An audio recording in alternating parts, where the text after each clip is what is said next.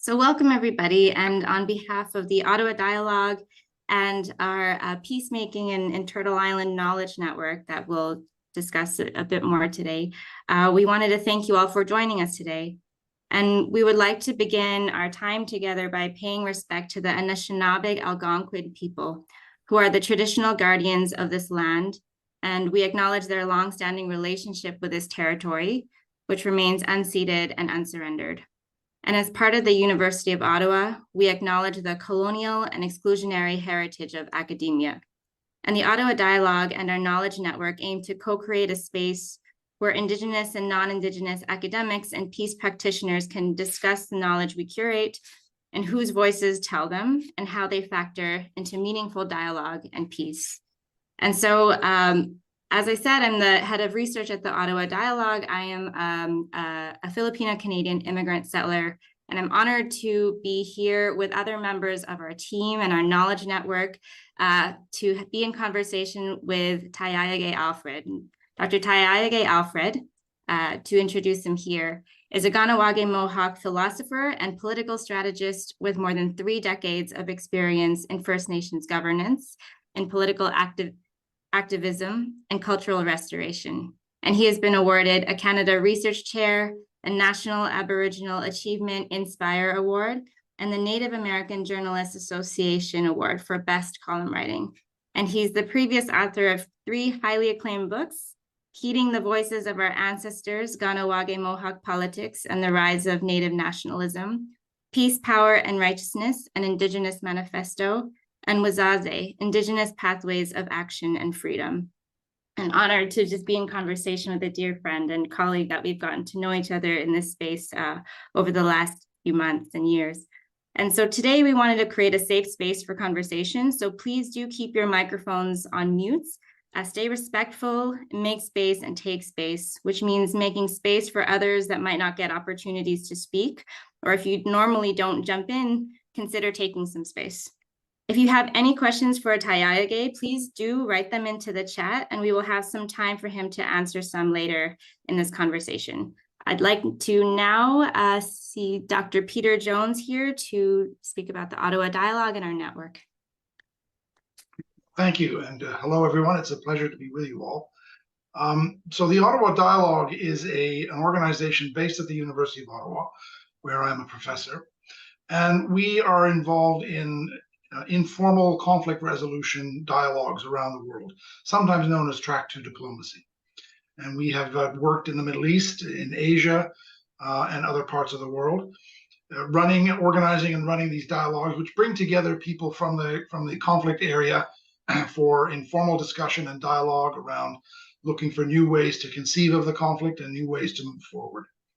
We're also very much involved in research and publishing on what Track 2 is. How does it work? What are its best practices? And Julia's heading up that effort. And if you have the time, I would encourage you to go to our website, which we'll put in the chat in just a moment, and you'll find on our resources page a whole set of publications and interviews with experts about Track 2 and about conflict resolution in different parts of the world. This knowledge network, which is really, I have to compliment Julia and her team on, they've really been the ones who worked hard on it, stems from an idea that we had in discussion with people like Taiaiake and others about the nature of conflict resolution as a discipline and as a field. And we, of course, are very familiar with the kind of the way it's developed in the Western literature and in the Western tradition, if I can put it that way. But we're acutely aware as we work around the world, there are many other ways of approaching conflict and approaching the resolution of conflict and dialogue that we're not privy to and we're not aware of, and we're sort of woefully inadequate in our understanding of other ways of approaching conflict and conflict resolution. So we have decided to try to create a space where people like us who do conflict resolution in the sort of what I would call the Western tradition, for lack of a better way of putting it, and people who are involved in mediation and conflict resolution, drawing on the Indigenous traditions of Canada and North America, Turtle Island, can share their views and can share experiences and can share their approach to what conflict resolution is, what mediation is, through dialogue and discussion and learning from each other and exposing each other to our ways of thinking about this. We've had a series of meetings so far. We've had two in person, one in Ottawa and one at Kahnawà, which Taiaiake hosted. We were very grateful for that. And we've also had several online events, of which this is one. So I encourage you, if you're interested, to join the network, send us an email and get involved in our work. And we look forward to hearing from you all. So I'll stop here. Thank you very much for coming with us tonight, and we appreciate having you here. Thank you. Amazing. I'd like to now hand it off to Dr. Jennifer Matsunaga and Sage Duquette, who will start this conversation. Feel free to introduce yourselves. I'll jump in. I'm Jennifer Matsunaga. I'm an assistant professor at the University of Ottawa and a member of the Knowledge Network. And I'll keep my introduction brief for the sake of time. Sage, would you like to put your voice in here and introduce yourself? Yeah, I mean, equally brief. My name is Sage. I am Métis, and I'm a law student at McGill. Okay, so thank you. We have about 40 minutes for Q&A, and I think Sage and I are going to go back and forth asking questions. I have the privilege of asking the first question, and Taiaiake, we're going to start very broad. And I should say also that there will be about 5 or 10 minutes left at the end for questions from the people who are watching, and they can put the questions in the chat box. Okay, so the title of your book is It's All About the Land, and we're starting broad by me asking this question of you of what does the it refer to? What is all about the land? If you could summarize it. Great question. I usually get to that story towards the end of the talks when I'm doing all of these events and stuff, but it is one of the things that I love relating to people. So thanks, Jennifer, for starting us off on that one. The title comes from a phrase I'll explain first that has been resonating in my head for, well, since around 1992. And it's kind of it was an interaction I had in Ottawa, so it's appropriate for today to talk about this as well, because I worked at the Royal Commission on Aboriginal Peoples as a young researcher. I was at the Royal Commission on Aboriginal Peoples, which people may remember. It's a pretty impactful turning point in Canadian political history when it comes to relations between Native and non-Native. It was in the aftermath of the so-called Oka crisis, and after that, the Canadian government brought together all the thinkers who have been working on Indigenous issues and people from Indigenous communities and so forth to put their minds together to try to come up with a different vision than the one that had guided Canada's policy in the past, which was basically extermination. So we worked on that. I was asked to come work there, and I worked on governance issues, but I was in charge of youth research as well, and so I coordinated that effort. The actual person who was in charge of the youth component was a young Inuk, Sheila Pokiak, now Sheila Flaherty, and I was the research director. So we used to get together on the invite of a person named Rosalie Tizia, who some people who are listening in may remember. Some people may have encountered. I hope they have, because she was a very impactful person in my journey. She used to host dinners at her house in Ottawa in the Glebe, and those of us working in that environment, that's kind of a heady environment. There was premiers, there's full professors, there's all kinds of law professors and lawyers and Indigenous leaders in all these meetings, and basically trying to work out a compromise vision on a lot of different issues. And so she would bring us back, and some of us would go to her place, and we did this with a lot of people, but she was one of them. She would host a dinner, give us some food, usually traditional food of some kind. I don't know, we get into the conversation about the work and the vision going forward and stuff, and she would always make the point of saying to us that it's all about the land, and that was a way of grounding us. So for those of us that were maybe young and a little bit tending towards arrogance and saying, oh, we're going to figure this out, here's a new idea I have, here's a new theory, here's a new arrangement and all that. And she'd always bring us back down to earth, really. At least that's the way I experienced it. And saying, remember, it's all about the land. If you're not benefiting the people in terms of their connection to the land, if you're not getting your land back, if you're not finding a way to really restore your nationhood and your strength through your connection to the land, you're not really doing anything for the people. You're not serving the ancestral vision, and you're not serving the people that are really supposed to be the focus of this work that we're doing. And so to me, that's always stuck in my head, that phrase, and it's been so long now. But I can tell you, honestly, like my whole career, almost every day, at least once a week, I'm thinking about this. It's all about the land. And it resonates, I think, with a lot of people, because when I told this story in Kahnawà at the book launch, the first one, a couple of weeks ago, one of my brothers in arms, and he's a retired professor from McGill, social work professor. His name's Mike Loft. He kind of half jokingly said, "You stole that title from me. I've been saying that for 35 years." I was like, well, maybe I did. Maybe I heard you say it somewhere.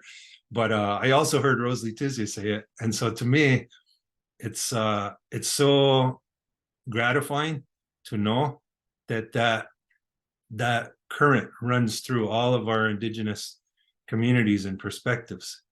So that it's, to get to your direct question, is our struggle for justice, our struggle to survive, our struggle to restore our nationhood and our strength as people.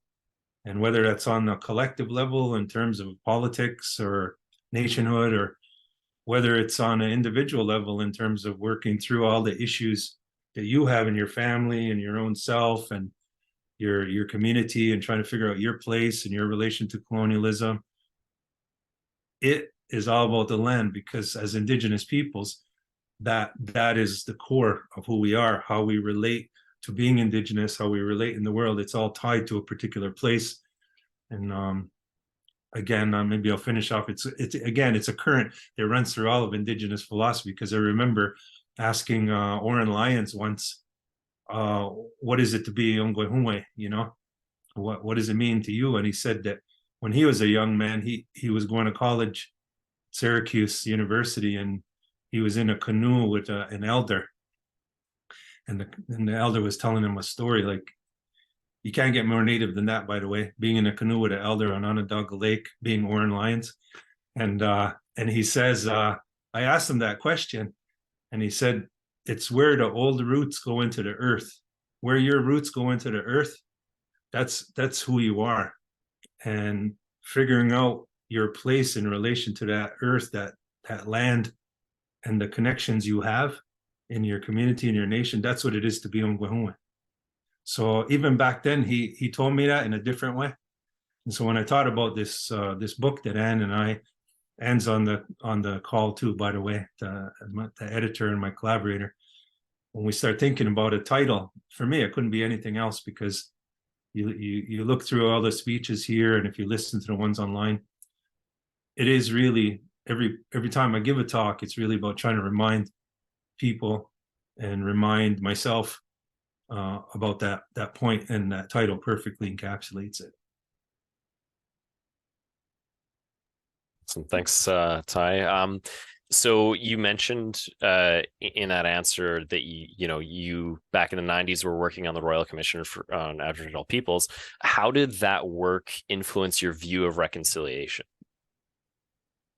Wow, great question, because I think that not only for me, for the whole country, that period and that particular set of engagements and the ideas and the concept that came out of it really set the stage for the era of reconciliation. The whole idea of reconciliation emerged out of that work, because previous to that, it wasn't reconciliation that was the impetus for policy. It wasn't the idea of reconciliation even in the minds. It wasn't yet a current in the Indigenous politics either. We had, and I'm not saying this as that it's all good what came out of it. Just kind of tracing the origins of this concept back. Previous to that, you had kind of a contest of two separate and irreconcilable visions, from in the mind of the Canadian government.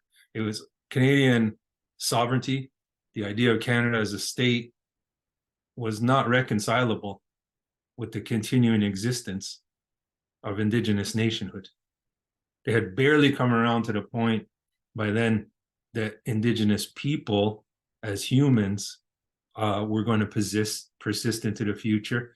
Even the collectivities that we defined ourselves by, are, whether you referred to it at that time in the language of a band or a tribe or a community or a nation, those things were all still being debated, by the way, at that time, what the appropriate language was. They barely come around to the idea that, okay, these things are going to continue. They're not going to vanish, which up until the 1950s and 60s was the premise in the society, right? They couldn't figure out how to reconcile their idea of what it was to be a country with that. And then on our side, our vision was of a restored treaty relationship.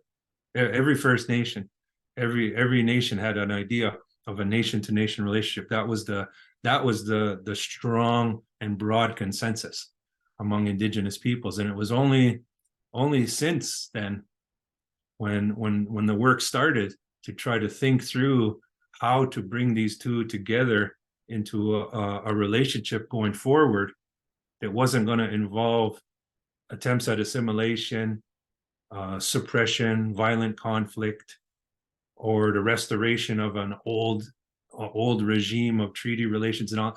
How do we envision Canada as a collaboration between these two types of sovereignties, basically bringing, and there were hints of it before, the Penner Report and other people had done reports about envisioning a future together, but this really consolidated it. And they took all that previous work, they brought a whole bunch of people together, they brought Indigenous thinkers and leaders together in an effort to kind of define a consensus. And that's where, to me, that's where the idea of reconciliation really emerged, in terms of a consensus, but also an agenda, a political agenda. That's where they heard. People that were around at the time will recall they did a very good job at public engagement. They met all over the country with all kinds of groups. They went to every community of note and listened. The commissioners did. They put a lot of work into it, from what do you call that, sea to sea to sea, all over the place. And they commissioned hundreds of research papers. And as the youth research coordinator, we went to Australia because they were seen to be more advanced. So we went there, traveled around the whole country, listened to Native leaders about what they were doing for Indigenous youth there and all this kind of stuff. So there was no shortage of good work that was put into it. And what emerged was a set of priorities. What emerged was an agenda for action, for policy, and a broad consensus that there was a way to reconcile these two realities, and that what it was going to involve was what came to be, and what is still now the reconciliation framework. The idea of an apology, of an acknowledgement, of compensation or redress for crimes and harms that were committed, and so forth. Opening up of Canadian society for participation by Indigenous people. So basically removing barriers that marginalize Indigenous people in the institutions in society, addressing racism, all the things that are sort of like the broad consensus in the middle of the society as to how to move from a racist construct to one that is not racist. But here's where my critique comes in this book, is also the idea that Canada itself and its pillars and its foundations is strong, and that Canada is an unfinished project that can be completed and evolve into something just and right and inclusive of Indigenous peoples. Now, that was the vision that was laid out. But I'm reminding people and talking about this book, and the reason that people like myself are critical of reconciliation today, when we weren't necessarily critical at first, because it represented a vision that was rooted in two things. One, these measures to decolonize the society in terms of its overt racism and barriers to Indigenous success, and efforts to elevate the standard of living and the lived experience of Indigenous peoples within Canadian society. All those things were mentioned as necessary, but people seem to forget that another crucial part, and I would argue, having been at these meetings, the core of the Royal Commission report was that Indigenous nationhood and self-government can never be achieved without a massive transfer of land. That's in the Royal Commission report. It's also a common sense and basic point that anybody should understand, is that you cannot have nationhood without a land base to sustain an economy and to sustain people in conducting themselves in relationship to their economic growth, their spiritual connection, especially when their culture is rooted in particular places and using that land in particular ways. So absent of land, here's my critique. Absent of land, even as outlined in this Royal Commission report, not to mention our perspective for hundreds of years before that, the one thing the Royal Commission got right was you need all these efforts in the society as a whole to open it up and to make it less racist, but you also need a massive transfer of land, because that is the core harm. All these other things, the residential school harms, the forms of abuse that we've all suffered and endured, were done to support the dispossession of Indigenous people. And if you address only the first layer or even the second layer and don't address the core problem of the illegal dispossession of Indigenous people from their lands and the continuing denial of their ability to relate to their homelands, then you're perpetuating the injustice. And so at first, I saw reconciliation coming out of this as a hopeful vision, somewhat skeptical, but still giving it a chance. But then over the years, from 1996, you start moving into the 2000s, both in terms of the way the jurisprudence evolved, and then also in the way policies developed, and in the practice of politics in this country, in the provinces and at the federal level, it became very clear that the idea of restoring our land base or entering into serious negotiations to recognize the fact that massive transfers of land back had to be done was not on the table. My perception of it changed, and I began to take a very critical view of it, and then I began to act and write and speak to try to bring people to understand that reconciliation without a parallel reconciliation that had come to be known in the ways that we experience it now, without a parallel process that is just as intensive and just as significant, and to which Canadians are just as invested in restoring Indigenous people's access to their land. Absent of that, it was actually recolonizing and kind of putting the way I think about it is kind of like putting a capstone on colonialism, as opposed to working through it to a different place. And the strategies that I talk about in the book and all the speeches and interviews and such are really reflections on what was happening at various points along this road, from, say, I think the first one was 2003, so from 2005 onward, basically reflecting on like where we're at on this process of taking us from the resurgent nation of 1990 to this vision in the mid 90s to reconciliation in the 2000s being this compromise, unsatisfying halfway justice. So these speeches and interviews are all kind of like milestones along that road. And so my own personal relationship to that has been hopeful, having my eyes open to the reality, and then having to take a position of critic and still remain there. Thanks for that answer. I've been working on trying to connect it to this question, and actually you've made it very easy, because my next question, you just tied justice, land, and reconciliation together.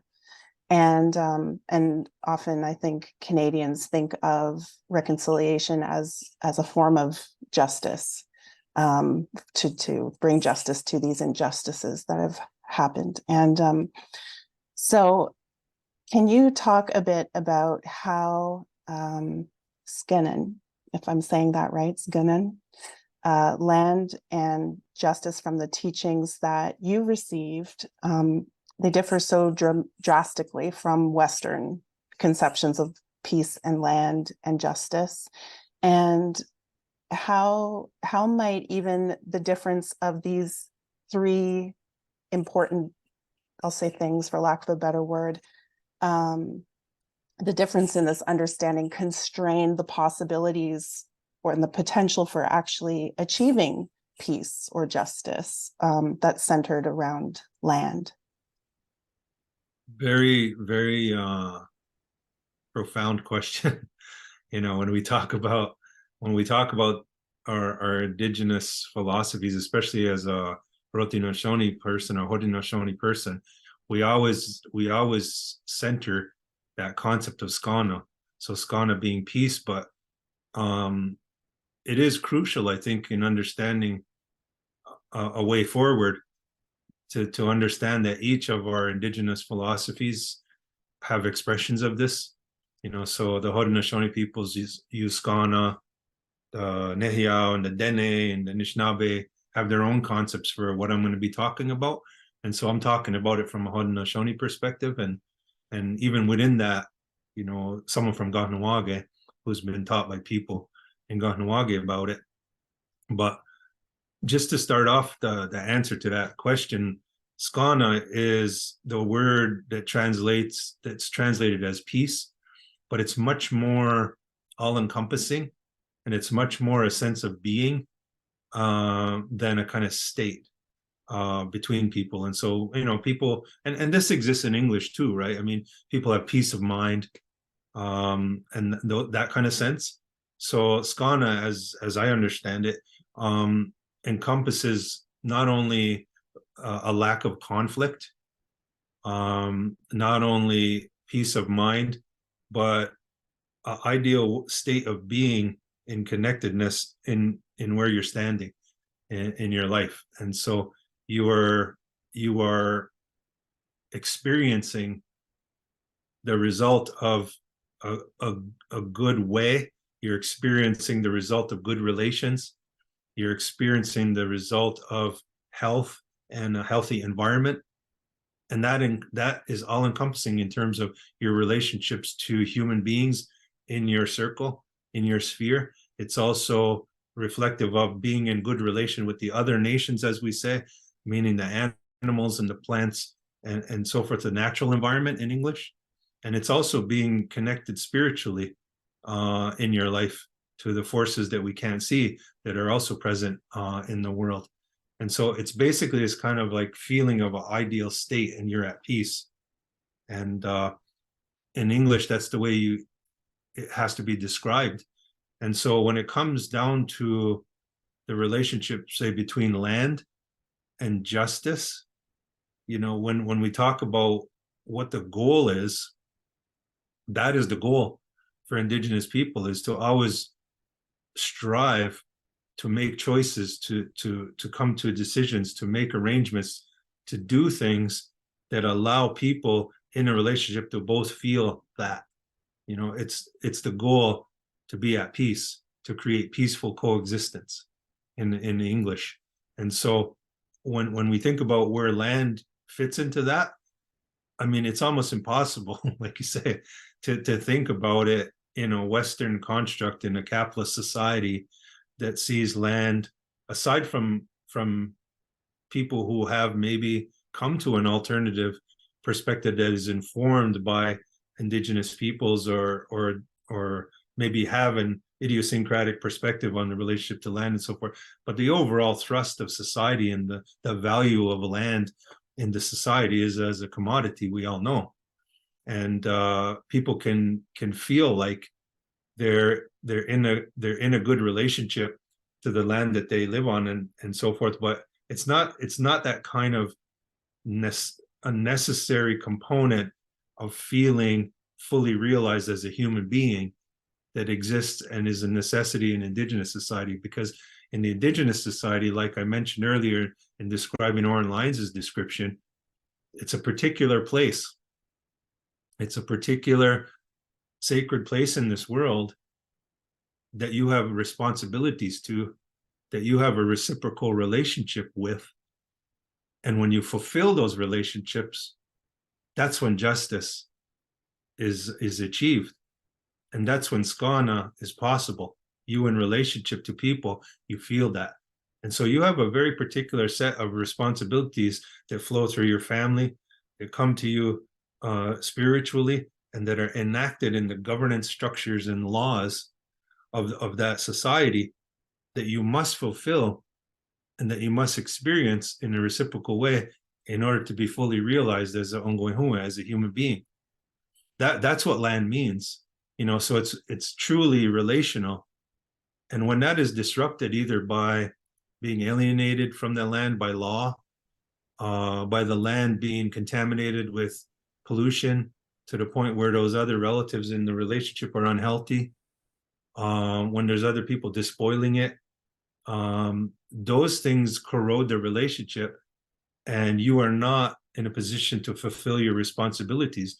I mean, you could do something about it, but when it comes to the point where you're not able to, and you have to exist in a relationship to your own land where these things are happening, it's a soul wounding thing, much more than just the loss of the ability to benefit from a natural resource, to put it that way.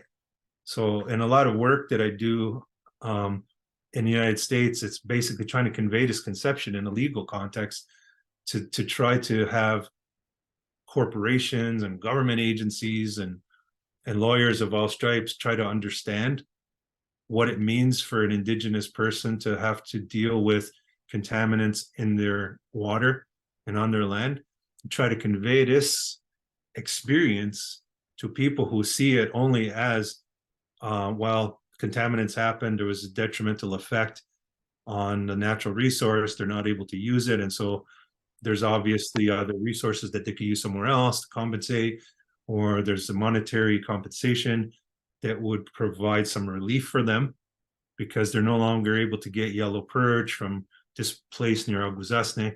So how much was that worth to them a year? Let's give them a compensation package that allows them to get the things that they would otherwise get. So that's part of it, but I hope I conveyed earlier the deeper notion, responding to what you said, when it comes to our philosophical and spiritual values in terms of our relationship. So that's something that's very difficult and has proven to be very difficult even today, very difficult to bring to negotiations with Canada and with the provinces in terms of the value of land and the importance of land, either in a land claim settlement or thinking about impact assessments or anything like that. So it's something that there still needs to be a lot of work being done on, and it's the issue is either, you could say it's complicated, but it's actually compounded in complexity and in it being problematic because, of course, colonialism has affected our own knowledge and perspective and so forth. So we have Indigenous perspectives that are rooted in ancestral knowledge and our philosophy, like I'm trying to express here. But we also have tons of Indigenous people who don't have connection to that and don't have that knowledge because it's been taken away, either by forced assimilation or residential schools or whatever our experience has been. There's a lot of Indigenous people who kind of are experiencing the negative aspects of that disconnection. and don't have a way to address it. So they are experiencing the negative aspects of this and don't have a way to express it. They just feel it. And so we're still working on that internally within our own communities and our own nations, is to try to bring back, and that's part of what this idea of resurgence is to try to root people in their ancestral knowledge so that we even understand what the problem is. We understand the effects of the problem. Everybody does. We all live with it, and we experience the negativity. But there's still a lot of work to do in our own community and getting people to understand that it is this disconnection from the land and all the spiritual and physical and cultural sustenance it gives us that is the root of the problem. And we have lost a lot of that knowledge. We're very fortunate in that there's certain families, there's certain people in every community that have carried that on, and so the knowledge is there, but the dispersion of it throughout our society, even in a community like Kahnawà or in a Mohawk nation, we still have work to do on that. Wow, there's so many threads. I'm gonna try to focus. Okay, so we've talked about reconciliation, about returning land, and you in your book, which I'll bring up once more, it's all about the land. There we go. Beautiful cover, by the way. You talk about resurgence rather than reconciliation. And as I understand it, resurgence is sort of the indigenous side of the equation, right? It's about, as you just alluded to, reconnecting to those ways. And so I guess my question is, if not reconciliation, what is the component on the settler Canadian side of that equation, if resurgence is the indigenous side of it? Good question. Yeah, I think when it comes down to it, every time I give a talk or every time I'm engaging in a group and stuff, there's people who agree and who immediately jump to that question. Okay, now I see reconciliation as either insufficient or a smokescreen, or people have different takes on it.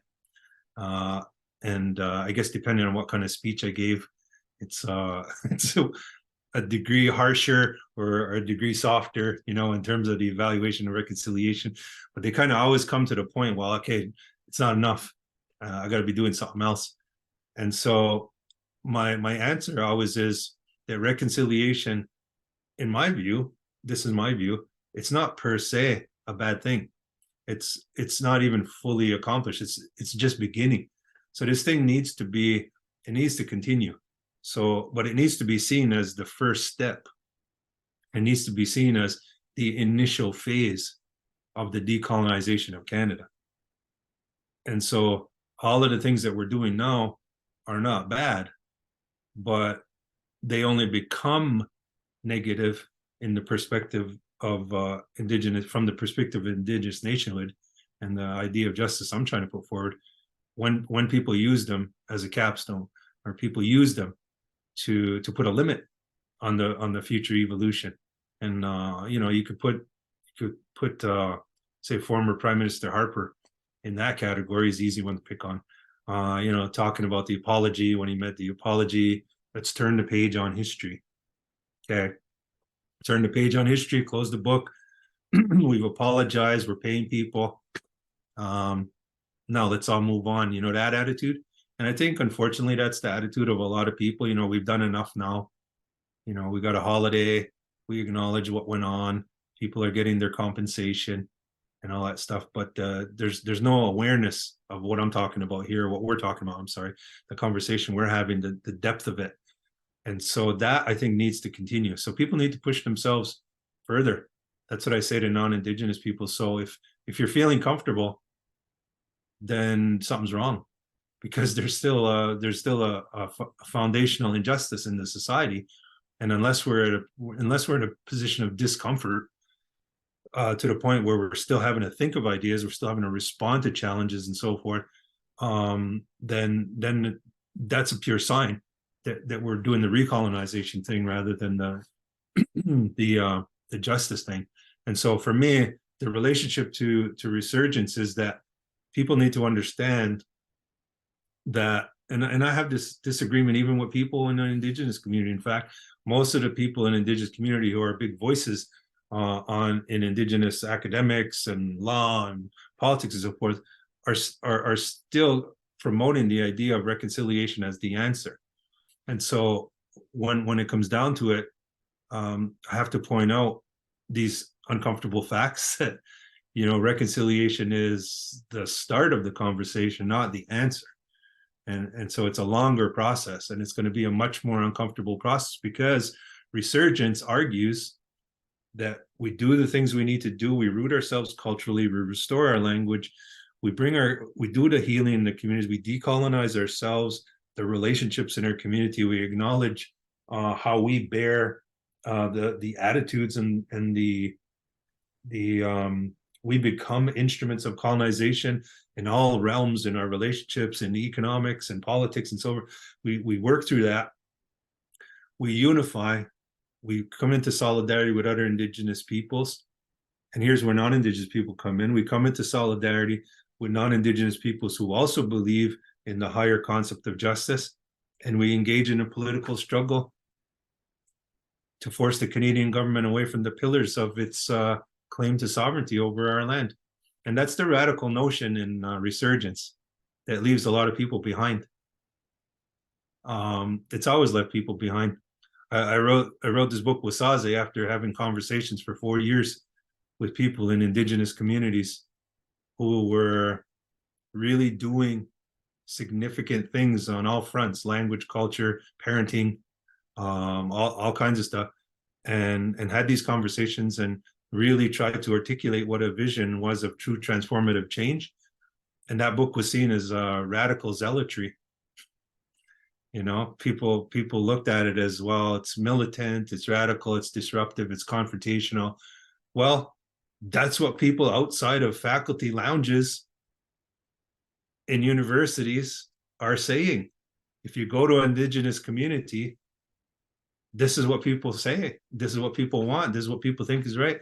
Well, we have a growing kind of disjuncture between that articulation of what the problem is and where the solution is lying, and the way it's represented in our politics, and to a large extent in academia as well.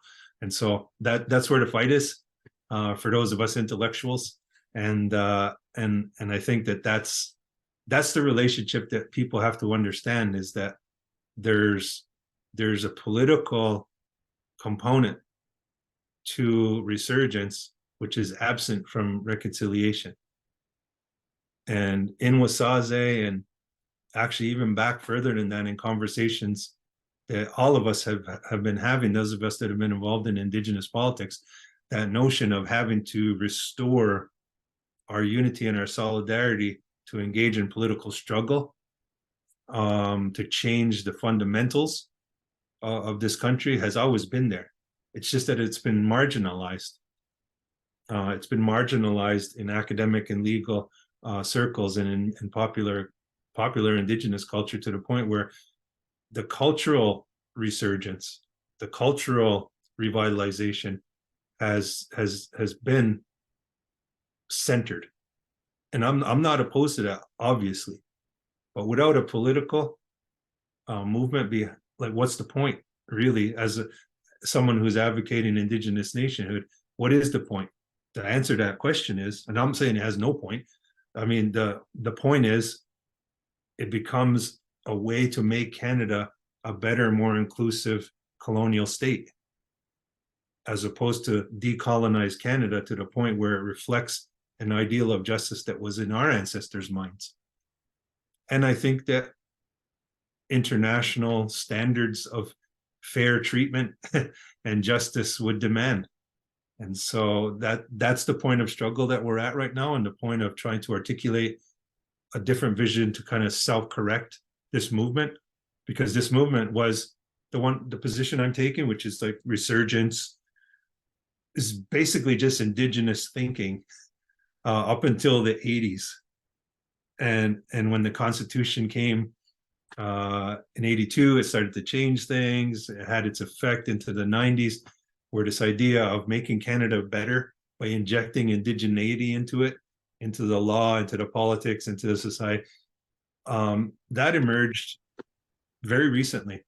Our societies and our people have always had a different vision of this nation-to-nation collaborative relationship, peace, justice, fairness, friendship between two autonomous groups of people, where we could exist in our homeland by our own laws, in good relationship to other peoples. Everybody who's rooted in ancestral knowledge, in our own philosophies and thinking, gets it. But the problem is we've been taken away by force, we've been lured, we've been convinced otherwise, that this more cooperative, assimilative vision is the one for the future, as opposed to that one. And we've been kind of marginalized and put in the category of having archaic visions and having backwards ways of thinking, and that's a problem. So right or wrong, that's the Haudenosaunee vision, and traveling all over the world, I think it's the vision solidly within the communities, and that's the one I'm trying to articulate and defend. Jennifer, before you go with the next question, I just wanted to bring up, if I may, a quote from the book, because I think this connects so well to what you're saying. Not surprising, I suppose, given that it's from you. But this is you quoting an Australian Indigenous woman saying, "Reconciliation is something I could support if it meant us reconciling with our ancestral vision, as opposed to us reconciling with colonialism." I think that really summarizes part of that resurgence piece really nicely.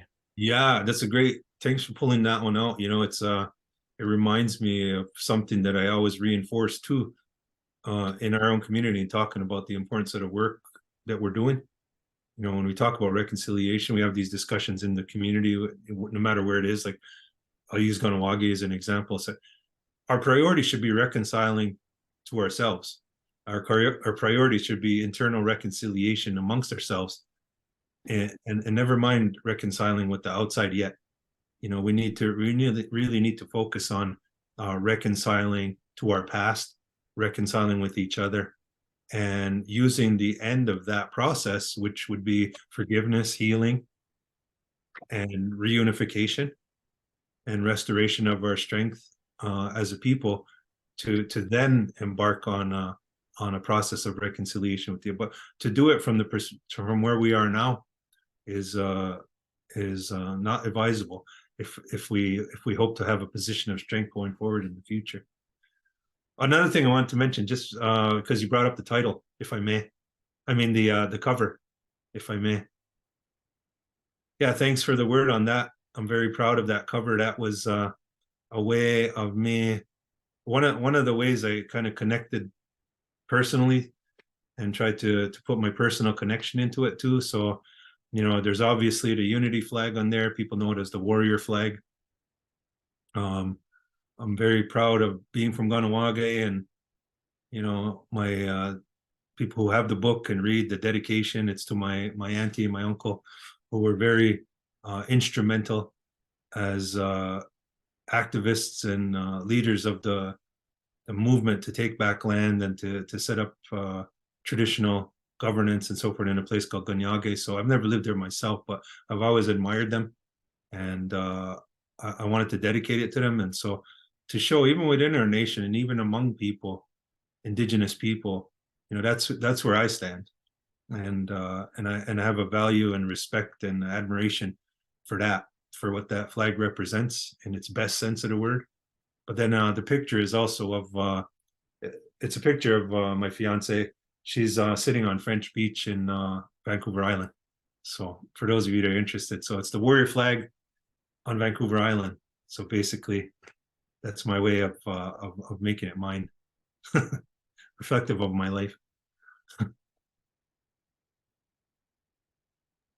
Thank you for sharing that. The cover is well, I was going to say beautiful, but it draws your attention very powerfully.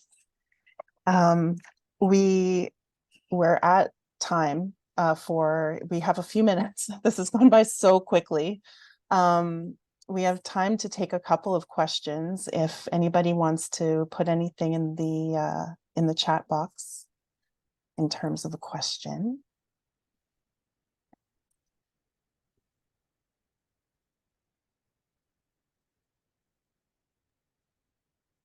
If people aren't jumping on the opportunity for a question, there's a little discussion going on in the chat as well that we can.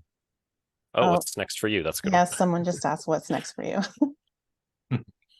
Thanks for the question. I think it was Susan.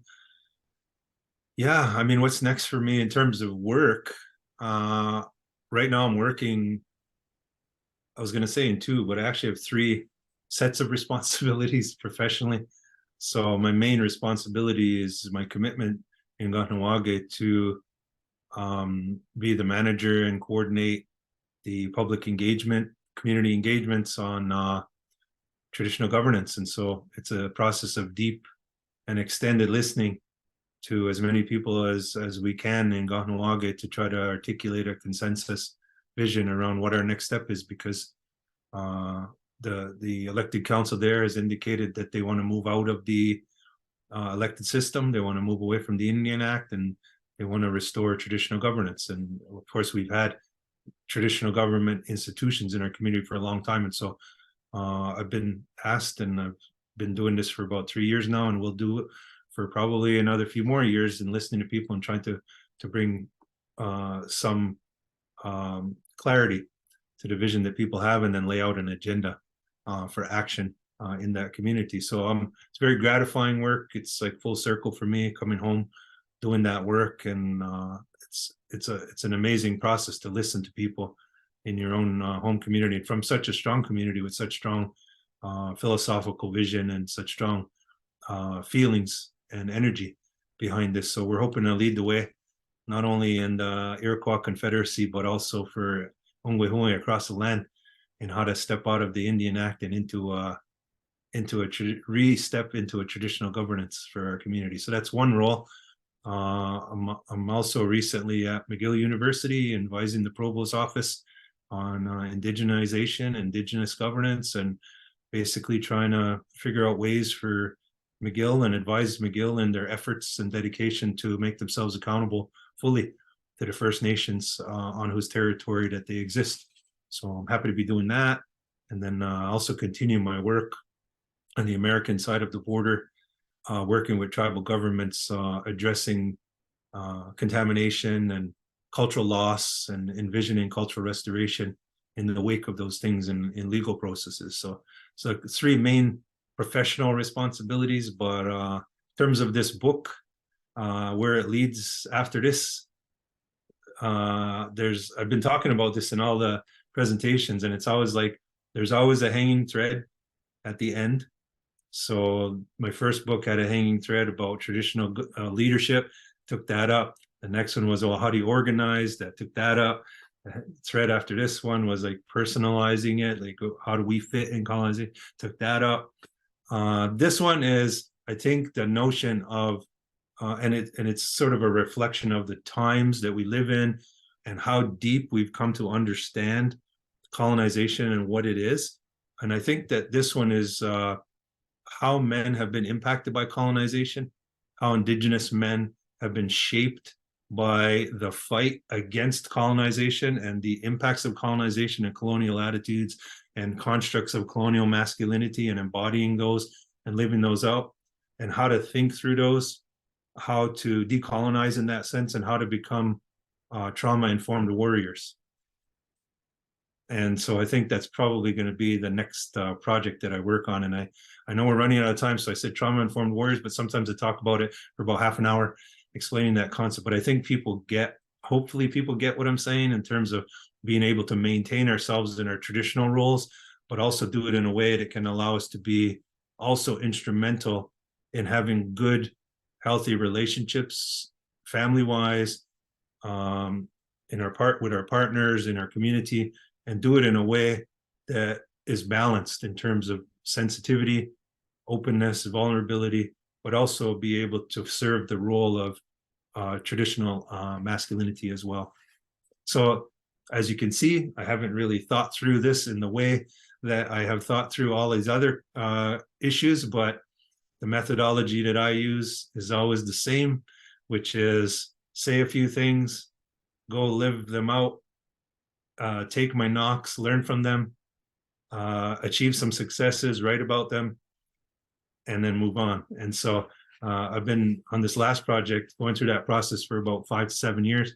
So probably in about 2 more years, I'll be ready to write about it.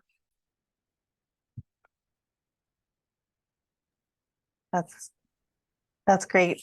Thank you so much for those for those answers. There are 2 questions in the chat. It's just about 8 o'clock. Do you feel up to answering 2 questions, or I have no people problem are because it's only 5 o'clock here on the West Coast, okay? so I'm fine.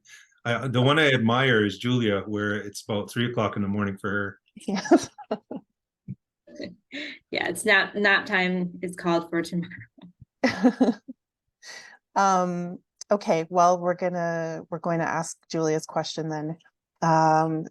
She put in the chat, the international peace building community has a history of bypassing and decentering Indigenous ways of knowing. What message would you give from the book to peace builders working in other conflicts or wars ongoing around the world? Great question, Julia. I think that the Indigenous peoples of Turtle Island, Haudenosaunee people, speaking from my own perspective, have a lot to offer in terms of solutions from outside of the liberal Western perspective, in terms of values and principles of those outside of those traditions that have led to the problems that we're facing. So the philosophical framework for thinking through this problem, unfortunately, is usually the same one that created the problem in the first place. And so we have ideas, we have concepts, we have words. Just for example, that word skana, are going back and forth and trying to elaborate concept of that. And you all know, those that were in the network, being in Kahnawà, sharing perspectives. I just think that bringing in that, I don't even want to call it an alternative perspective, but another perspective that has deep roots in resolving conflict towards a different end, towards the end that I'm talking about, in terms of restoring a relationship that is much more profoundly peaceful than the ones that have been achieved so far, which are kind of a balance of power. I don't need to talk to you all about this, but just bringing in these alternative perspectives and languages, we learn so much no matter what we do when we engage with another culture and another language. And yes, Indigenous languages and Indigenous perspectives have always either been completely denied their validity, or looked down on, excluded, or more recently folded into a state's perspective. But giving them equal weight, giving them the level of prominence that other perspectives have, I think would be something that we could really contribute. And I think that's what peace builders could really take is from our philosophies, is that fundamental reorientation of the objective, and hopefully some new solutions and new pathways could emerge out of that.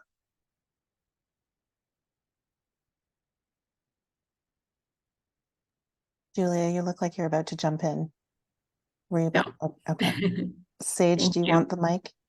I mean, I really would like us to take this last question. I think it's super interesting, but I do too. I vote for that question as well. Okay, no problem on my part. So should I read it out? Sure. So what are your thoughts on Wabkanu making history by becoming the first First Nations Premier of Manitoba last night? What are the cautions of this getting caught further up in the reconciliation narrative? And what does it demonstrate regarding triumphs? Great question. Actually, before I said yes, I'll take it. I didn't know what the question was, but yeah, great question. I mean, it's something that really brings us all right up to the minute, right? So first of all, I'm not close friends with him, but I know Wab.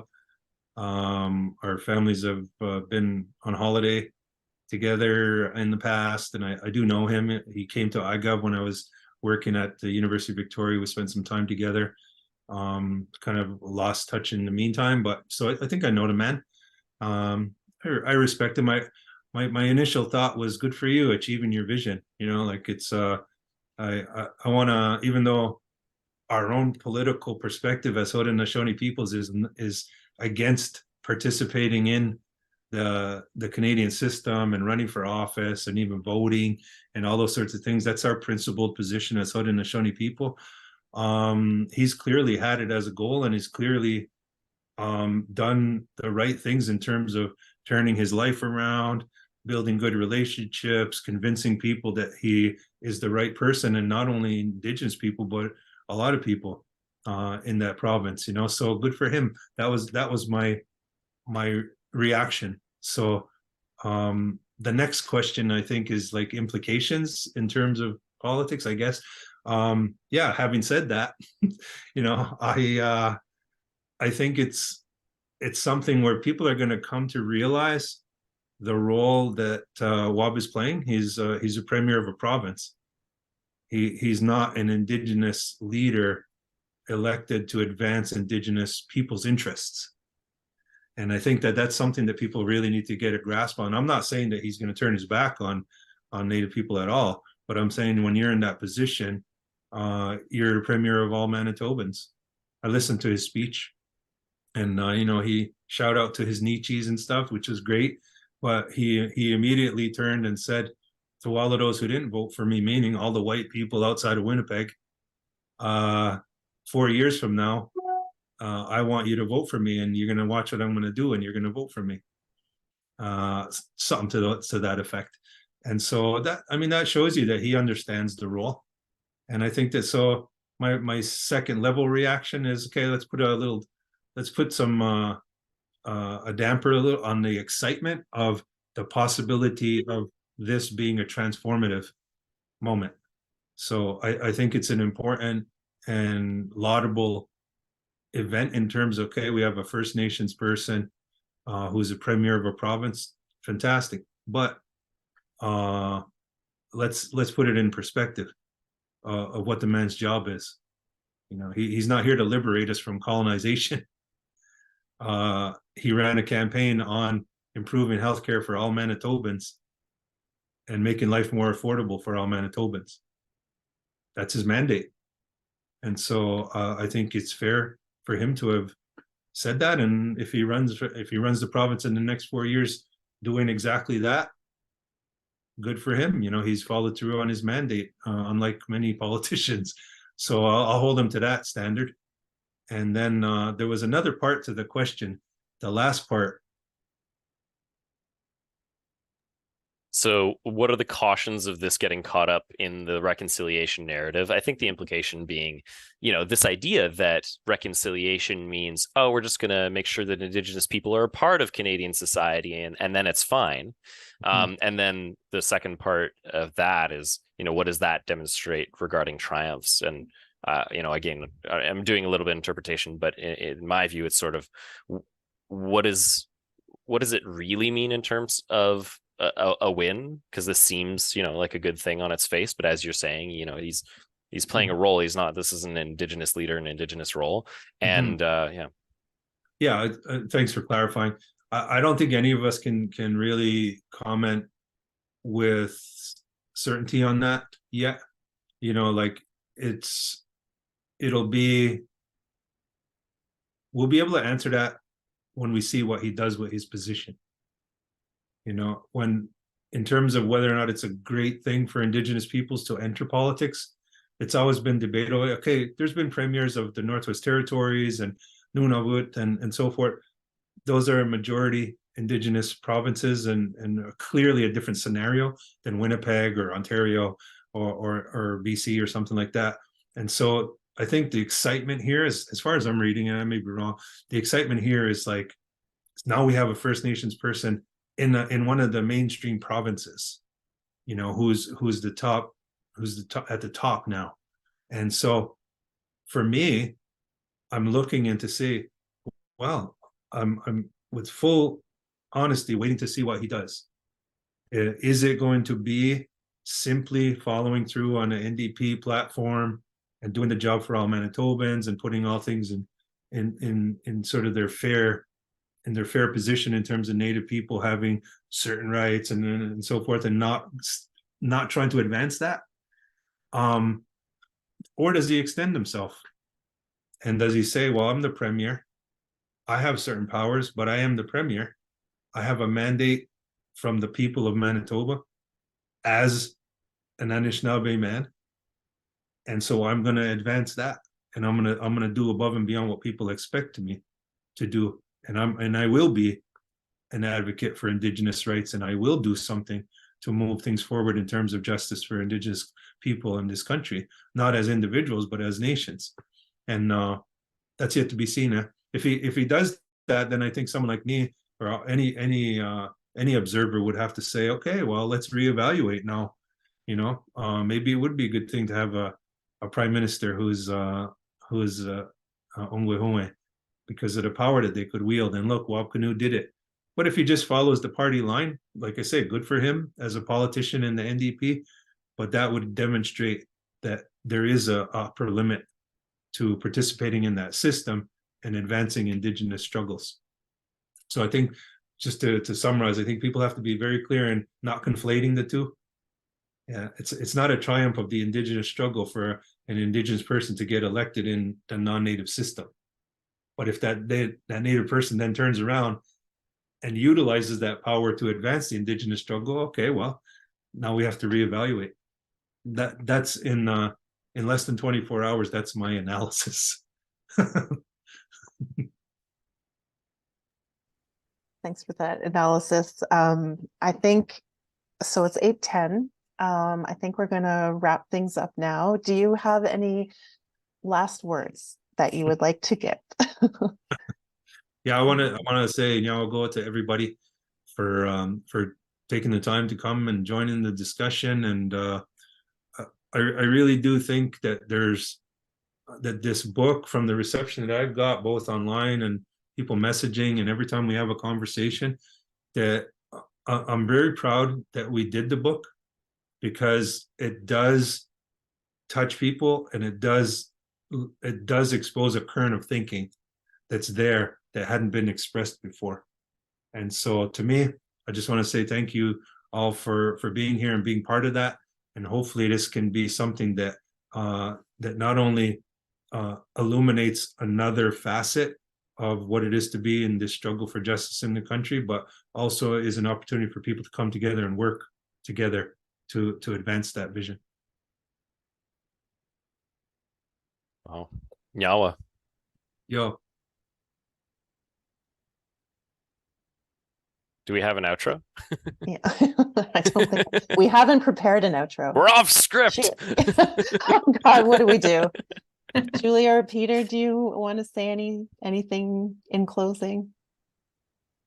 Well, I just put something in the chat just to thank everybody for coming and say how great a pleasure it's been for us to host this event, and thank Taiaiake for sharing his time with us, and just hope everybody will keep in touch with the Ottawa Dialogue and consider joining in our knowledge network and our work, and we look forward to seeing you all again. So thank you very much, everyone.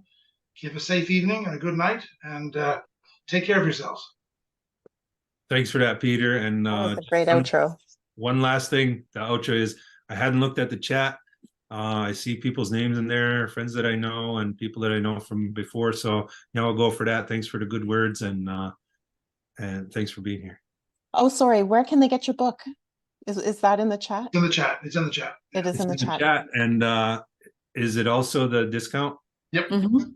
Okay, so we're good. So yeah, in appreciation of you being part of our session here today, you get the discount, 25% off. And if anybody wants it signed, well, have somebody invite us to come over to your community, and we'll come and do a book event there. You'll also find in the chat information about the Ottawa Dialogue, so please get in touch with us. All right, take care, everybody. Good night. Thank you so much. Thanks, Yeah. Taiaiake. Amazing.